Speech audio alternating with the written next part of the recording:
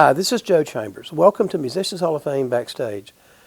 This is part two of a four-part interview we did with John Jorgenson. In this part, John talks about his love and his ability to play the great Django Reinhardt. Matter of fact, he even portrayed him in a movie.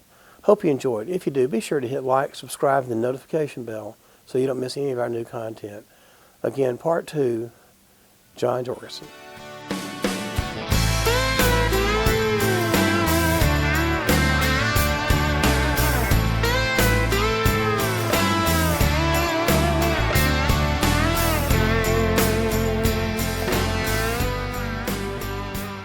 Welcome back to Musicians Hall of Fame, backstage with John Jorgenson. So when we cut loose, I was just asking you, Les Paul loved Django Reinhardt. Chet loved Django. Obviously you. Yeah. The guy had a terrible accident, and he turned it into, I don't know, is that what made him so unique? Could you just elaborate on that for a second? Sure, yeah. Well, I think one of the reasons why, Chet and Les Paul and George Benson and Jeff Beck and the Beatles and Tony Rice every guitar player in every style loves Django. I think because there wasn't anybody before him that was that dynamic and flashy and did stuff that you didn't even think was possible. Maybe there was, but whoever it was wasn't recorded and nobody knew. Django was, he grew up in a musical family too. His parents, he was a gypsy, and his mother was a dancer, his father was a band leader, and they would travel and do a musical show all around Europe, for people. So again, he was with it since a very young age, and he was very, very gifted. And at 14 years old, he was already earning money for his family by playing with the top accordion players of the day.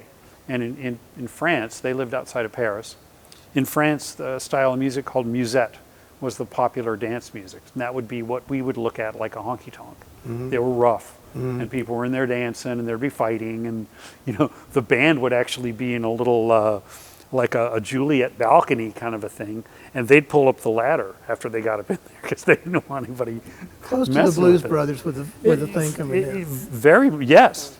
So anyway, at that young age, he was already sought after, and he was playing a banjo guitar.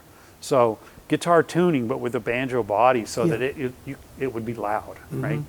Well, then when he was 18, he was living in a wooden caravan with his wife, and she had created all of these like celluloid flowers that she was going to sell the next day for people to put on graves. Well, those are super flammable. They're also in a wooden caravan.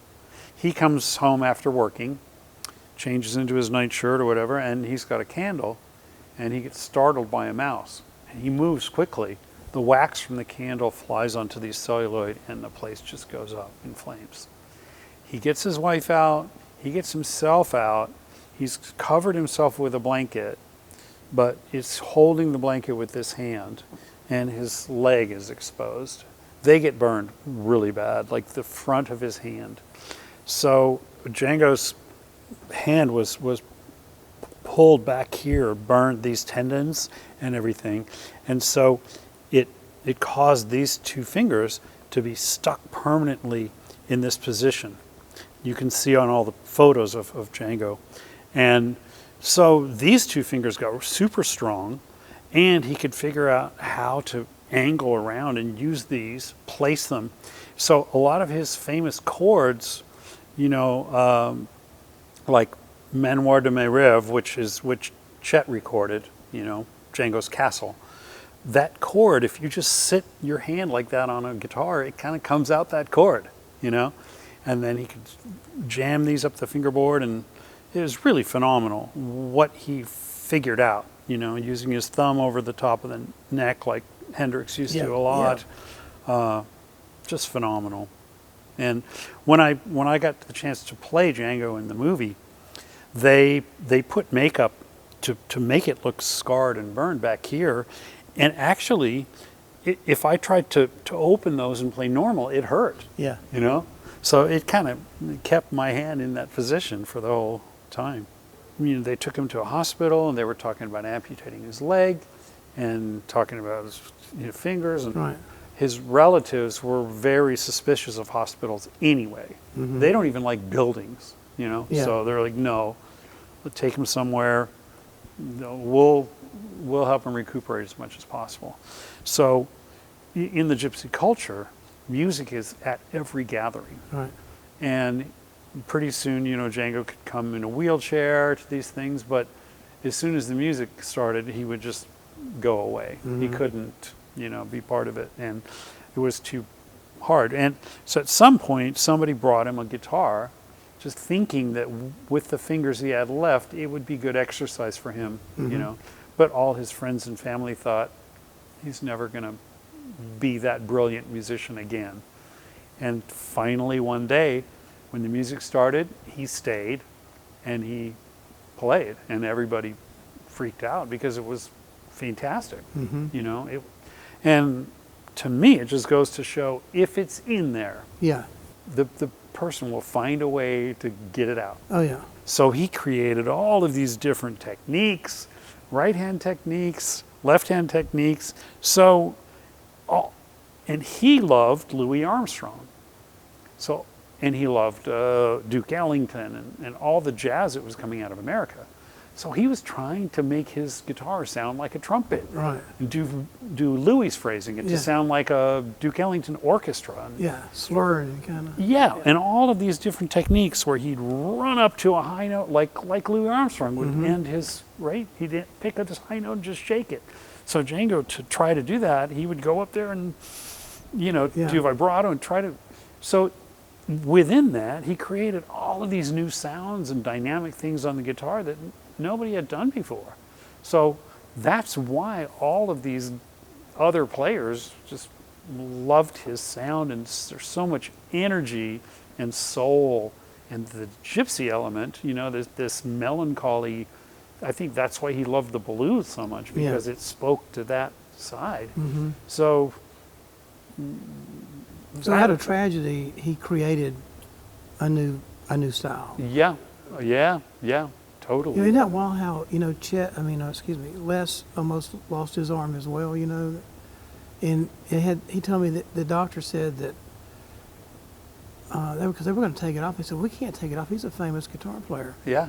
And so they waited and they said, okay, look, we can take it off or we can set it in one place. And he goes, okay. And luckily it was, Yeah. he said, set it like this. So, when you knew Les, right? Yeah. So when you Yeah. shook hands with him, it was like this, right? Yeah. It's amazing. But it didn't slow him down, I don't think. No, and I saw him a number of times, toward the end of his life, and by that time his left hand too had a fair amount of arthritis, Right. and he couldn't move it like he wanted. He would compensate with phrasing, it kind of goes back to what I say. It's like the music is the most important thing, no matter what instrument or technique or whatever. He would just wait to play that one note, and you'd wait to hear it, you know. And so he took what he had and made the most music out of it. Yeah. And he loved Django too. I mean, like you said earlier. Well, I bought one of his Django style guitars when when he passed away. He was going to give me some stuff for the museum because he was one of the first people I told about it. And he says, hey, they're going to honor me on the Grammys, so come, because I was at the Iridium. Right. And I said, he said, come back and after the Grammys and we'll go to the house and I'll get you guitars with stuff like. And then he almost, he got sick and almost died, And so he came back and was playing the Iridium again. And by that time I had the museum going and I just never went back up. I just thought he was going to keep on rocking. And so when he died, I just went to his estate and when they had the sale in L.A. and bought some of his stuff for the museum. Is it a Selmer guitar? Is it that? It's a Django style. I forgot what the brand is. He had a few of them, and had the little weird oval hole. Yeah. Well, there's one of his You'll have to show me that, and we'll see if it's that one. The legend is that when Django died, his wife didn't really have enough money, to really pay for the funeral. Yeah. And Les found out about that and just went around to all the publishing companies in New York and, got money that was owed to Django and brought her over a sizable amount of money. And she was so grateful, she gave him one of Django's guitars. I think my is the one I've got is probably like a replica or a copy, Okay. Not one of the. Well, originals. that particular guitar, he then sort of did what Les would do. He put a pickup on it. Yeah. He cut away a little bit of the top. Yeah. And he put a tone and volume control on it. Yeah. And these were strictly acoustic guitars. So, and then at some point in the 80s, I guess, he was sorry that he had done this. And I'm not sure if he was friends with Mario McAferry, who was the designer of those guitars, but Mario also lived in New York at that time and was friends with John Monteleone. So John Monteleone, as you know, is an incredible builder of mandolins and guitars. So I had commissioned him to build me a mandolin at that time. And I went into his shop a couple times to choose the wood. And he said, "You might be interested in this. Here's the guitar that Django's widow gave to Les Paul. Right. And now he wants it restored back." And so here was this guitar, and I, it was in pieces. Yeah. But it was like, wow, okay, this fingerboard, I know Django played on this fingerboard, and so did Les Paul. Yeah. And here, so that guitar, you can see it in that Chasing Sound documentary. Yeah. And so anyway, I thought that was in Monteleone working with McAferry at the time. It's also kind of crazy. Yeah. And the mandolin that he built me at that time was beautiful, of course. Well, it was also in the flood. Oh. And it wasn't standing up in a case, it was in a trunk, a flat trunk. So it just sat in water for a long time, Yeah. And it was still sort of, you could lift it up with one hand, kinda, but pieces were all coming off. So I sent it back to Monteleone, and I said, "Can you, put Humpty Dumpty back together?" Right. And he said, the best probably I could do for you is I could saw off the headstock and use that. Oh man. And I went, no, never mind. It's just send it back and I'll just put it on the wall as a, Right. Well, he didn't.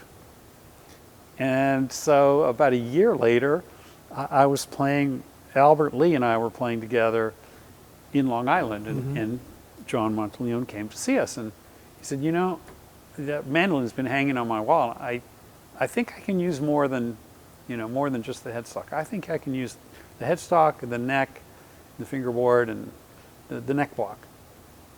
And I said, but then you have to build a new body. He said, yeah, that's, I said, well, if you want to do that, I mean, because when I ordered the mandolin in 1985, it was probably $3,000. Right. Now, in 2010, a mandolin from him would be like $30,000. Yeah.